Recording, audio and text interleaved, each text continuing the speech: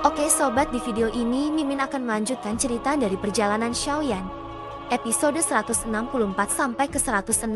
Perlu diingat kalau ini adalah video spoiler. Setelah pertempuran, raksasa emas itu menyusut dan menampakkan sosok aslinya, Xiaoyan. Kehadirannya disambut terkejut oleh Yun Yun dan juga Nalan Yanlan, yang tidak menyangka pria yang mereka kenal dulu kini telah berkembang menjadi kekuatan luar biasa. Ketegangan sempat muncul kembali antara Yun Yun dan Cailin Ratu Medusa karena masa lalu mereka yang tidak akur.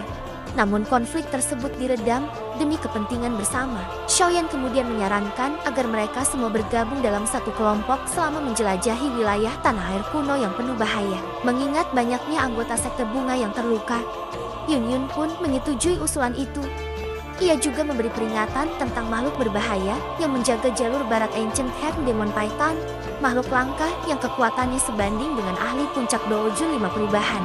Alih-alih menghindari makhluk itu, Xiaoyan justru bertekad untuk menemukannya. Ia tahu bahwa bukan darah Python itu yang dia incar, melainkan kolam darah iblis surga yang telah ratusan tahun menyerap energi dari harta alam yang dikumpulkan Python tersebut. Energi dalam kolam itu diyakini bisa memperkuat tubuh fisik ke tingkat ekstrem, sesuatu yang Xiaoyan butuhkan untuk menyempurnakan badan kaca kingkung dan melangkah ke bintang ke-9 Doujun. Di tengah perjalanan, kelompok mereka melihat sekumpulan orang terbang dengan kecepatan tinggi, sebuah tindakan sembrono di wilayah penuh bahaya. Pemimpin dari kelompok ini ternyata adalah Feng Qinger dari suku Half Demon Phoenix. Xiaoyan merasakan sesuatu yang aneh.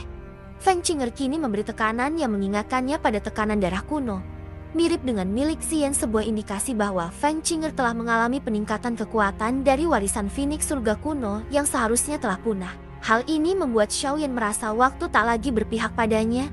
Para pesaingnya terus bertumbuh dalam kekuatan, dan ia pun harus bergerak cepat. Perjalanan menuju lokasi Ancient Heaven Demon Python bukan hanya tentang memperkuat dirinya, tetapi juga tentang bertahan di tengah persaingan antara faksi-faksi besar yang berusaha mencapai panggung wilayah kuno, tempat sakral yang diduga menjadi lokasi pohon kuno Bodhisattva.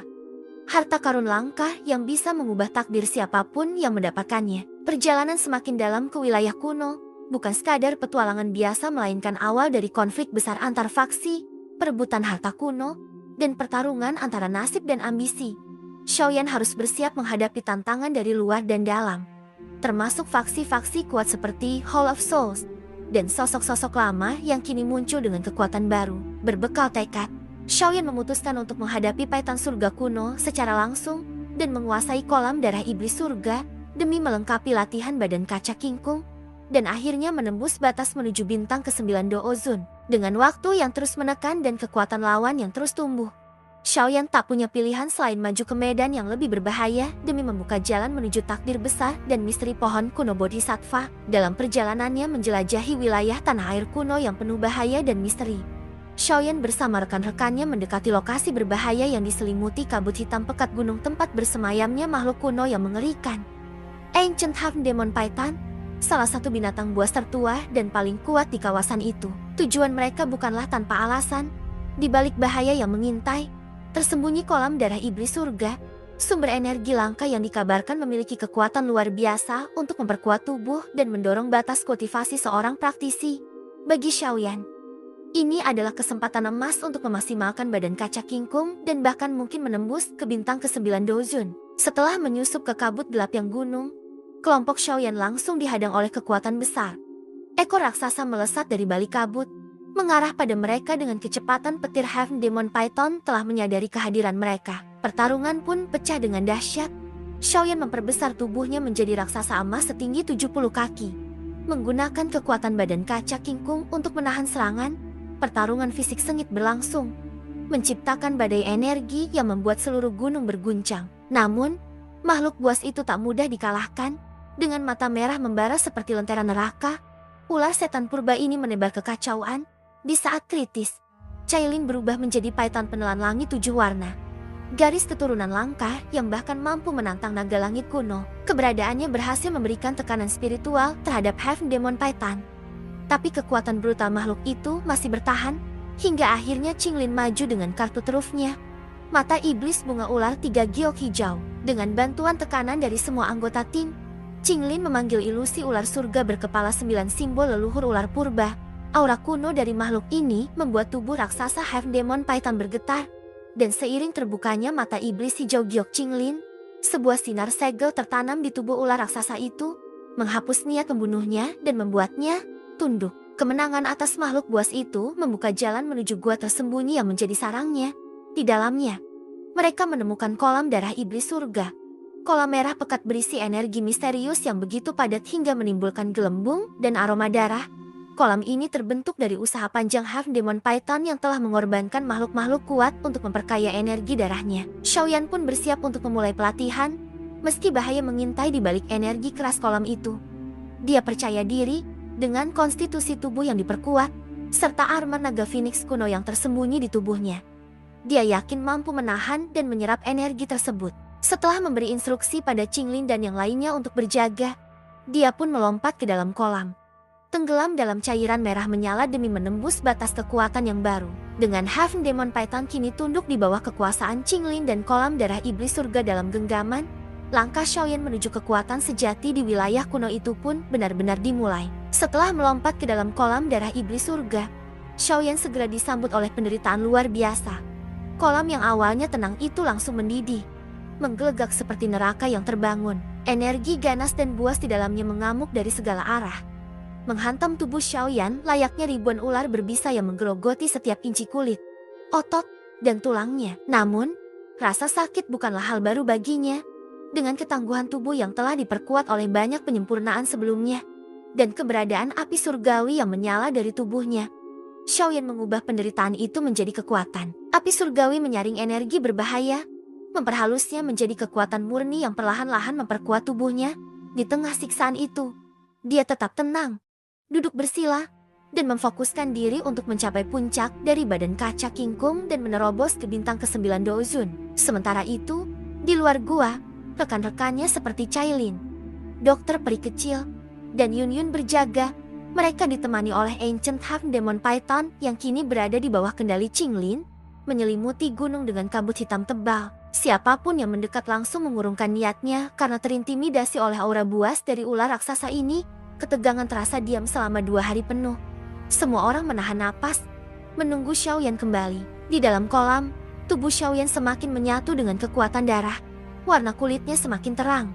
Aura di sekelilingnya membentuk tekanan mengerikan, seperti gunung berapi yang bersiap meledak. Ketika hari ketiga tiba, kolam darah habis terserap sepenuhnya, menyisakan tumpukan tulang putih misterius dan kesunyian mencekam. Namun, ketenangan itu pecah dalam sekejap. Boom! Fluktuasi tak terlihat meledak dari tubuh Xiaoyan, menghancurkan tulang-tulang dan mengguncang seluruh gua. Dokinya melonjak, membanjiri tubuhnya dengan kekuatan yang memekakan. Rambut panjangnya menari, jubahnya berkibar liar, suara keras memekik dari dalam jiwanya, menandai bahwa terobosan besar telah terjadi. Tubuhnya kemudian membesar dengan kecepatan luar biasa, diselimuti cahaya emas yang menyilaukan 10, 30, hingga 90 kaki. Dia berubah menjadi raksasa emas perkasa, berdiri megah di tengah gunung, memancarkan aura yang tak dapat dihancurkan. Sekali injakan, tanah pun tenggelam. Sekali teriakan, seluruh puncak gunung hancur diterobos tubuhnya. Dalam sekejap, Xiaoyan menerobos dari dalam gunung, muncul di langit dalam wujud raksasa bercahaya. Suara raungannya bergema jauh ke cakrawala, mengguncang langit dan bumi. Melihat itu, seluruh kelompoknya segera terbang menghampiri. Cailin, Qingchan, dan bahkan para sesepuh dari sekte bunga hanya bisa terdiam menyaksikan transformasi luar biasa ini. Sosok yang dulu hanyalah Doujun bintang 2, kini berdiri di puncak bintang ke-9, dengan kekuatan yang jauh melampaui mereka. Bahkan Alan Yanran, yang pernah menganggap Xiaoyan sebagai sampah dan mencampakannya, hanya bisa menatapnya dari kejauhan dengan perasaan campur aduk. Pria yang pernah ia hina kini telah melampauinya begitu jauh hingga hanya bayangan punggungnya pun tak bisa ia kejar. Dan yang lebih menyakitkan, tanpa disadari, perasaan di dalam hatinya terhadap Xiaoyan mulai tumbuh kembali. Meski ia tahu, itu hanya perasaannya sendiri. Di langit wilayah kuno yang keras dan tak kenal ampun, sang raksasa emas berdiri gagah sebagai bukti dari tekad, rasa sakit, dan kekuatan yang telah ditempa hingga puncaknya. Terobosan Xiaoyan bukan sekadar naik tingkat, ini adalah awal dari legenda baru di dunia kultivasi. Setelah berhasil menembus batas kekuatan dan mencapai puncak bintang 9 Dozun, tubuh Xiaoyan memancarkan aura baru yang menggetarkan. Dalam tubuhnya kini mengalir kekuatan luar biasa. Cukup untuk menandingi bahkan 5 hingga 6 ahli puncak perubahan Dozun, terutama bila dia menggunakan badan kaca kingkung, tato klan, dan keterampilan Do tingkat tinggi seperti Great Heaven Creation Pump. Didampingi Cailin, dokter peri kecil, Yun, Qinglin, dan lainnya. Xiaoyan menyadari bahwa waktu mereka terbatas, banyak faksi kuat telah bergerak menuju panggung wilayah kuno, tempat yang menjadi gerbang menuju bagian paling dalam dari wilayah tanah air kuno. Maka, mereka pun memutuskan untuk mempercepat perjalanan mereka dengan menaiki Heaven Demon Python raksasa yang dikendalikan dengan sempurna oleh Qinglin. Perjalanan mereka berlangsung cepat dan lancar. Kehadiran Heaven Demon Python yang sangat ditakuti di wilayah itu membuat binatang buas maupun faksi lain enggan mendekat. Di sepanjang perjalanan, mereka melewati beberapa faksi kuat yang belum pernah Xiaoyan temui sebelumnya, seperti sekte angin awan yang meskipun tidak terkenal, memiliki kekuatan setara dengan faksi besar. Namun, Xiaoyan tidak ingin menjalin aliansi sementara yang rapuh, karena semua pihak hadir dengan tujuan yang sama. Pohon Bodhisattva kuno. 2 hari kemudian, mereka akhirnya mencapai area dekat panggung wilayah kuno. Menghindari perhatian berlebihan, mereka menyimpan Heaven Demon Python dan melanjutkan perjalanan dengan terbang. Dari kejauhan, mereka melihat struktur besar seperti kotak batu raksasa, dikelilingi oleh kerumunan ahli dari berbagai penjuru benua. Aroma darah binatang buas tercium dari setiap orang yang hadir, menandakan kerasnya medan perburuan yang mereka tempuh sebelumnya. Xiaoyan membawa kelompoknya menuju bagian tengah alun-alun, tempat faksi-faksi terkuat berkumpul. Di sanalah dia menemukan sosok yang sangat dia rindukan, Zhan-Er, wanita berpakaian hijau dari klan Gu, yang duduk tenang dengan mata terpejam. Namun, langkah Xiaoyan tiba-tiba dihentikan oleh suara dingin dari atas panggung. Feng Qinger, anggota suku Heaven Demon Phoenix, yang masih menyimpan dendam mendalam terhadap Xiaoyan. Pertengkaran pun pecah. Feng Qinger menuduh Xiaoyan sebagai penyebab penderitaannya akibat kegagalan mereka mendapatkan buah asal naga Phoenix untuk menyelamatkan warisan suku. Mereka melakukan eksperimen berbahaya dengan mencangkok tulang Phoenix kuno ke tubuh anggota muda. Dari 10 peserta, hanya 2 yang selamat. Salah satunya adalah Feng Qinger, yang kini memiliki kekuatan mengerikan, tetapi dengan harga rasa sakit yang luar biasa. Pertarungan antara 2 tokoh ini tak terhindarkan. Xiaoyan tetap tenang meski diprovokasi. Ia tidak gentar, bahkan menghentikan teman-temannya agar tidak ikut campur. Keberaniannya ini menarik perhatian banyak pihak, termasuk Gu Qing yang dari klan Gu, yang menunjukkan dukungan terbuka terhadapnya. Intervensi ini membuat faksi Heaven Demon Phoenix menahan diri dan menyetujui duel 1 lawan 1 antara Feng Qinger dan Xiaoyan. Dengan banyak mata tertuju pada mereka, duel dimulai. Feng Qinger mengeluarkan kekuatan barunya, menutupi area pertarungan dengan sutra warna-warni yang tajam. Namun Xiaoyan, meskipun berada di bawah tekanan besar, tetap menunjukkan ketenangan dan kepercayaan diri. Pertarungan ini bukan hanya soal dendam, tetapi juga penegasan posisi bahwa dalam perburuan pohon Bodhisattva kuno, hanya yang terkuat dan paling berani yang akan bertahan. Ketegangan meningkat, bukan hanya karena duel ini, tetapi juga karena suasana panas antar faksi yang mulai terbentuk. Xiaoyan tahu, ini baru permulaan. Persaingan, pertarungan, dan bahkan pengkhianatan bisa terjadi kapan saja. Namun, dia juga tahu satu hal. Untuk mendapatkan pohon Bodhisattva kuno dan bertemu kembali dengan Zhan-Er dalam keadaan terbaik, dia harus maju dan menang. Di tengah riuhnya panggung wilayah kuno, duel antara Xiaoyan dan Feng Qinger mencapai puncaknya. Dengan kekuatan baru yang didapat dari tulang Phoenix kuno, Feng Qinger meluncurkan serangan dahsyat. Bayangan Phoenix surga menciptakan sosok ilusi raksasa berwujud Phoenix langit yang membombardir Xiaoyan dengan kekuatan menakutkan. Banyak yang mengira Xiaoyan akan binasa dalam serangan ini. Namun, Xiaoyan tidak gentar, dibalut oleh cahaya keemasan menyilaukan. Ia dengan tenang menembus serangan itu dan menghantam Feng Qinger dengan satu tamparan telak mengirimnya terbang puluhan meter hingga pingsan. Serangan itu bukan sekadar penghinaan fisik, tapi juga simbol bahwa kekuatan instan tanpa dasar yang kuat akan mudah runtuh. Feng Qinger yang sebelumnya sombong harus menerima kekalahan pahit. Xiaoyan menegaskan bahwa kekuatan sejati hanya datang dari latihan dan ketekunan, bukan eksperimen paksa yang tak alami. Reaksi para penonton bercampur kagum dan kaget. Bahkan di hadapan wanita cantik, Xiaoyan tak menunjukkan belas kasihan jika ia adalah musuh. Ketegangan semakin meningkat ketika suku Heaven Demon Phoenix hampir menyerang, namun dihentikan oleh seorang pria bermata aneh yang tampaknya menjadi pemimpin. Xiaoyan memperingatkannya dengan tajam. mengecam tindakan pengecut yang menyuruh seorang wanita bertarung demi menyelidiki kekuatannya. Pria itu tertawa ringan, menjanjikan akan bertarung sendiri di masa depan. Namun tatapan berbahayanya menunjukkan permusuhan yang mulai tumbuh. Setelah kejadian itu, Xiaoyan akhirnya bersatu kembali dengan Zanner, kekasih masa kecilnya yang juga anggota elit klan Gu. Namun, kehadiran Cailin di sisinya membuat suasana menjadi canggung. Cailin menyadari posisinya seperti pihak ketiga dalam hubungan Xiaoyan dan Zan'er. Meskipun bersikap sopan, tatapan para tetua dan anggota klan Gu yang lain menyiratkan pertanyaan. Benarkah Xiaoyan akan menikmati dua wanita seindah mereka? Ketegangan lain muncul saat tatapan Zan'er bertemu dengan Nalan Yanran, mantan tunangan Xiaoyan yang dahulu sombong. Ingatan akan masa lalu yang penuh penyesalan membuat hati Nalan bergejolak. Ucapan Zan'er saat perpisahan dulu kini menjadi kenyataan. Dia menyesal. Namun, waktu tak berpihak pada kenangan. Fokus semua faksi kini tertuju pada satu tujuan besar, pohon kuno Bodhisattva yang tersembunyi jauh di bagian terdalam wilayah tanah air kuno. Namun, akses ke tempat itu dilindungi oleh lautan binatang buas ganas yang mengepung wilayah dalam. Setiap faksi, sekuat apapun, telah gagal menembus pertahanan alami ini. Karena itu, muncul gagasan membentuk aliansi sementara. Tokoh sentral dari usulan ini adalah Han Yu, pria dari klan Han, salah satu klan paling berbahaya di dunia. Berwajah lembut, bertutur kata tenang, dan tampak ramah, Han Yu justru menciptakan aura bahaya yang lebih besar karena sifat seperti itulah yang paling sulit ditebak. Ia adalah calon kepala klan Han berikutnya, dikenal tak terkalahkan, dan mewarisi garis keturunan dewa, sesuatu yang membuatnya nyaris sempurna dan sangat menakutkan. Xiaoyan, yang sudah akrab dengan kelicikan klan Han, langsung waspada. Ia tahu, pria seperti Han Yu yang tidak pernah gagal pasti menyimpan ambisi dan kemampuan yang tidak bisa diremehkan.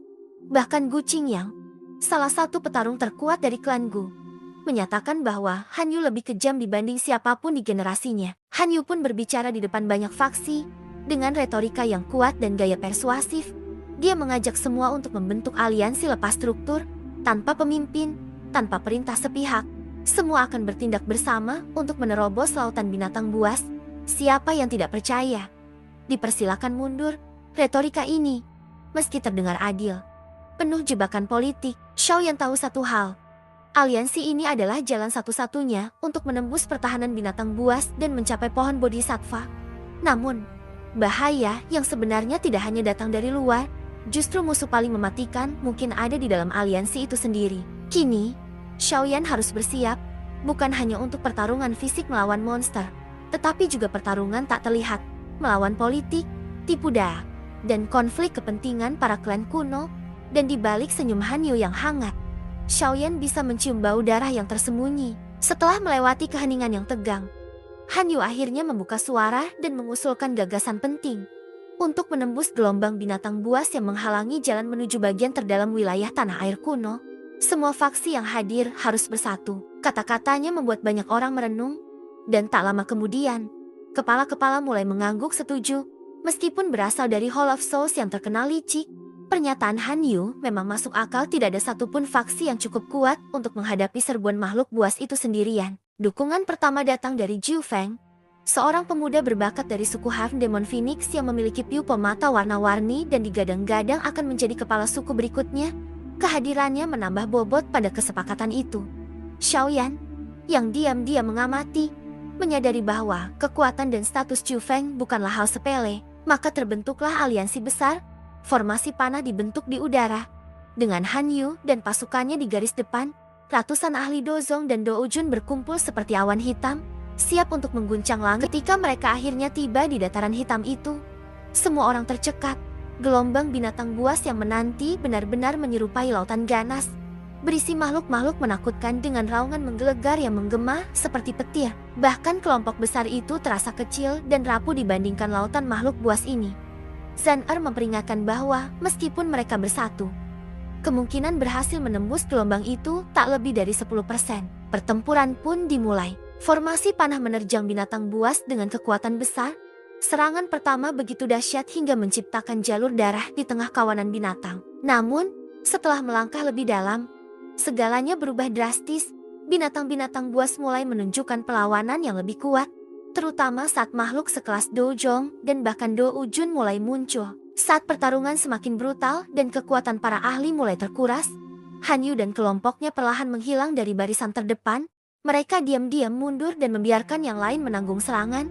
Ternyata, sejak awal Han Yu telah merencanakan untuk memanfaatkan kekuatan faksi-faksi lain sebagai perisai hidup demi membuka jalan bagi dirinya dan kelompoknya. Para petarung lain pun dipaksa maju oleh tekanan dari belakang. Mereka tidak lagi bertarung untuk kemenangan, melainkan untuk bertahan hidup. Doki mereka menipis, tubuh mereka luka-luka, dan banyak yang akhirnya jatuh menjadi korban dari gelombang binatang buas yang mengamuk. Suasana menjadi kacau. Jeritan kematian menggema di udara, dan darah bercampur dengan tanah. Xiaoyan dan kelompoknya, yang sejak awal bersikap hati-hati, tidak ikut dalam barisan depan. Mereka tetap di posisi tengah dan menjaga kekuatan mereka, ketika Han Yu akhirnya menunjukkan wajah aslinya dan melompat menerobos ke bagian depan. Xiaoyan memimpin kelompoknya untuk mengikuti, tidak ingin tertinggal, tapi juga tidak menjadi umpan seperti mereka yang telah jatuh. Dari langit, tampak jelas bahwa pasukan manusia mulai runtuh. Yang tersisa hanya mereka yang cukup cerdas atau kuat untuk menyimpan tenaga sejak awal. Suku Half Demon Phoenix, yang dipimpin oleh Zhu Feng, juga berhasil menjaga kekuatan mereka dan kini berada tak jauh dari Xiaoyan. Sementara mereka terus menerobos gelombang, Xiaoyan melihat bahwa binatang-binatang buas mulai berkurang di bagian paling belakang. Namun, ia juga merasakan tekanan yang lebih menakutkan di kejauhan. Meskipun mereka telah melewati banyak makhluk mengerikan, belum ada yang setara dengan Dojun tingkat tinggi. Hal ini membuat Xiaoyan curiga bahwa ujian yang sebenarnya belum dimulai. Ketika kelompok-kelompok lainnya tersapu oleh kekuatan brutal binatang buas, hanya segelintir elit yang masih bertahan. Orang-orang seperti Xiaoyan menyadari bahwa mereka berada di ambang batas antara kematian dan kemungkinan melintasi gelombang demi mencapai tujuan mereka. Pohon kuno Bodhisattva, harta langka yang hanya muncul sekali dalam beberapa generasi. Kini, jalan mereka hanya satu: terus maju, atau lenyap dalam gelombang kengerian binatang buas yang membentang sejauh mata memandang. Di tengah gelombang monster yang mengamuk, mereka membentuk formasi segitiga, memusatkan pertahanan di bagian tengah sambil bergantian menyerang untuk menjaga stamina dan formasi. Xiaoyan memimpin dengan serangan dahsyat, memanggil naga api raksasa dari api surgawinya yang membakar ratusan binatang sekaligus.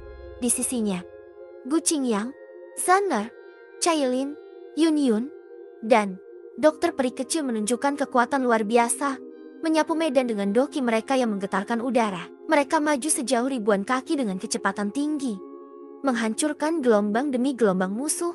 Namun, semakin dalam mereka masuk, semakin kuat dan tangguh binatang-binatang yang mereka hadapi.